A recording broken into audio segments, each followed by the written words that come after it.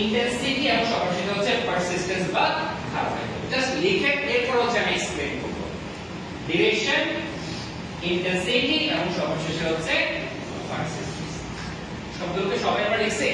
জি। তো বাকি করে লিখতে হবে না, জাস্ট আমি এক্সপ্লেইন করছি, আপনারা একটু মনোযোগ দিয়ে শুনুন। ধরা যাক আপনি খুব সেজে গুজে খুব ড্যাশিং আপনি স্মার্ট হয়ে কাঁধে খুব দামি একটা ব্যাগ নিয়ে আপনি চলে গেলেন হচ্ছে ধরা যাক সায়দাবাদ বাস স্ট্যান্ড। খুব সেজে গুজে খুব ড্যাশিং হয়ে খুব দামি ব্যাগ সানগ্লাস নিয়ে আপনি চলে গেছেন হচ্ছে সায়দাবাদ বাস স্ট্যান্ড। এখন সায়দাবাদ থেকে চাইলে আপনি কক্সবাজার যেতে পারবেন, সিলেটে যেতে পারবেন, নর্থ বেঙ্গল যেতে পারবেন, পদ্মা যেতে পারবেন, সবখানে কিন্তু আপনি যেতে পারবেন। এখন সবকিছু ঠিক, সবকিছু ওকে, আপনার সামনে যে অনেক ভালো ভালো বাস চলে যাচ্ছে, দামি দামি লাক্সারিয়াস বাস, ডাবল ডেকার বাস, সবই ওকে, কিন্তু আপনি কোন বাসে কেন উঠতেছেন না? কারণ কোথায় আপনি যাবেন সেই গন্তব্য বা সেই ডেস্টিনেশন আপনি সেট, আপনি ফুললি প্রিপেয়ার্ড, আপনি ফুললি গিয়ার্ড আপ, বাট কোথায় আপনি যাবেন সেটা আপনি সবকিছু ওকে আছে, বাট আপনি আপনার গন্তব্য, আপনি আপনার ডেস্টিনেশন। ব্যাপারটা কি এরকম? জানলাম আমি একটা বাসে উঠে যাই, বাস দেখা যাক বাস আমাকে কই নিয়ে যায়। ব্যাপারটা কি এরকম?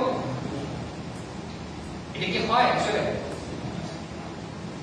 তাহলে সবকিছু থাকার পরেও ফুললি চার্জড আপ হওয়ার পরেও হচ্ছে আপনি কোনো বাসে উঠতে পারবেন না, বা আপনি কোনো গন্তব্যে যেতে পারবেন না, কারণ আপনি আপনার গন্তব্যটা,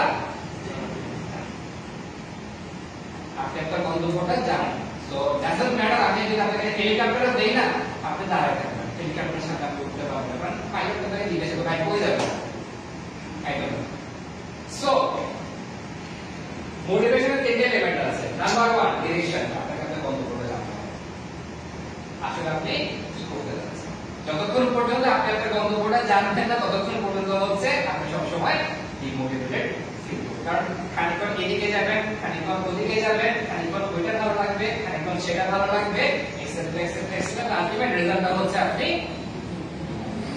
believe no amount of inspiration, no amount of ভালো ভালো কথাবার্তা সাফিসিয়েন্ট। কারণ ওই যে বললাম আপনি আসলে জানেন না আপনি কি করতে যাচ্ছেন।